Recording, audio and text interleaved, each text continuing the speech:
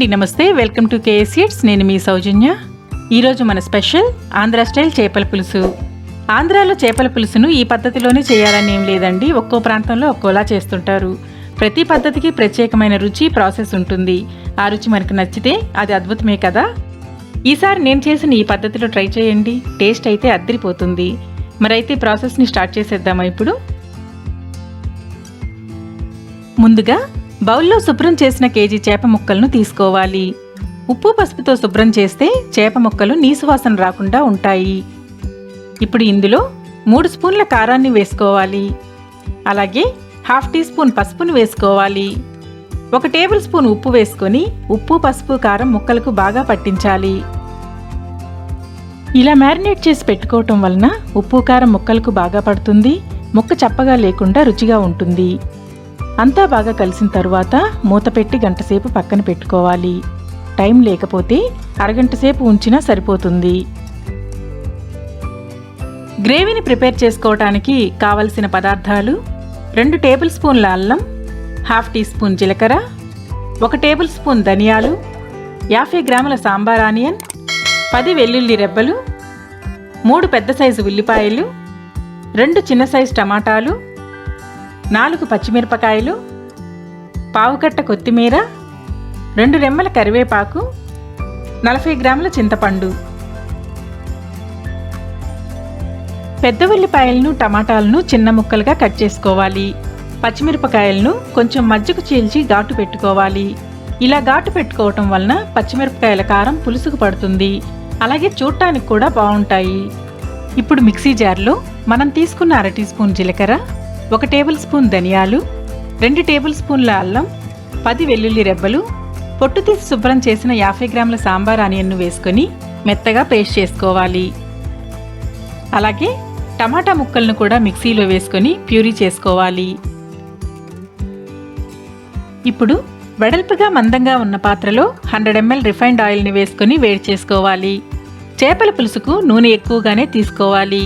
నూనె ఎక్కువగా వేస్తేనే పులుసు టేస్టీగా, వాసన రాకుండా ఉంటుంది. నూనె వేడయ్యాక చిన్న ముక్కలుగా తరిగిన పెద్ద ఉల్లిపాయను వేసుకోవాలి. కొంచెం ఉప్పును వేసుకుని వేయించుకోవాలి. ఉప్పు వేసి వేయించుకోవటం వలన ఉల్లిపాయలు త్వరగా మగ్గుతాయి. ఉల్లిపాయలను బాగా వేయించుకోవాలి, లేదంటే కూరలో తీపి తగులుతుంది. గోల్డెన్ కలర్కు వచ్చే వరకు వేయించుకున్న తర్వాత మిక్సీ పట్టుకున్న మసాలా ముద్దను వేసుకుని వేయించుకోవాలి. మసాలాలో ఉన్న ఆయిల్ అంతా బయటికి వచ్చే వరకు వేయించుకోవాలి. ఈ మసాలాని రోట్లో నూరి వేసుకుంటే పులుసు భలే రుచిగా ఉంటుంది. అలాగే 2 రెమ్మల కరివేపాకును, టమాటా ప్యూరీని వేసుకొని వేయించుకోవాలి. గ్రేవీకి సరిపడేలాగా 1 టీ స్పూన్ కారాన్ని వేసుకోవాలి. మనం ముక్కలను మ్యారినేట్ చేసుకునేటప్పుడు 3 స్పూన్ల కారాన్ని వేసుకున్నాం. అలాగే గ్రేవీ కోసం 1 స్పూన్ కారాన్ని వేసుకున్నాం. మొత్తం అంతా కలిపి 4 స్పూన్ల కారాన్ని వేసుకున్నాం. చేపల పులుసుకు కారం ఎక్కువగానే పడుతుంది. ఆయిల్ విడిపోయే వరకు వేయించుకోవాలి.